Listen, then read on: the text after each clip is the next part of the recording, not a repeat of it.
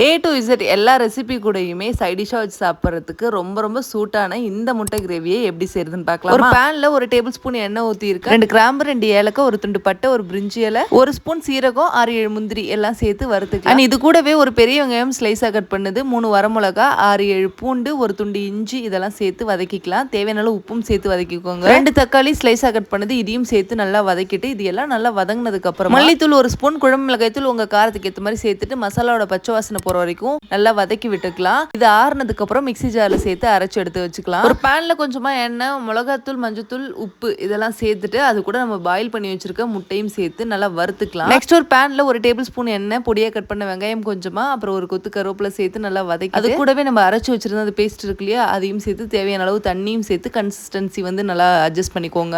இது லைட்டா ஒரு கொதி வந்ததுக்கு அப்புறம் நம்ம வறுத்து வச்சிருந்த முட்டையும் இது கூட சேர்த்துட்டு ஒரு 10 to 15 நிமிஷம் வரைக்கும் நல்லா குக் பண்ணணும். இந்த முட்டை கிரேவி நல்லா திக்காயிட்டு எண்ணெல்லாம் பிரிஞ்சு வந்ததுக்கு அப்புறம் அடுப்பு ஆஃப் பண்ணிட்டு கொத்தமல்லி லைட்டா தூவி சர்வ் பண்ணுங்க. சூப்பரா இருக்கும். எல்லா ரெசிபி கூடயுமே செம்மையா சூட் ஆகும். கண்டிப்பா ட்ரை பண்ணி பாருங்க.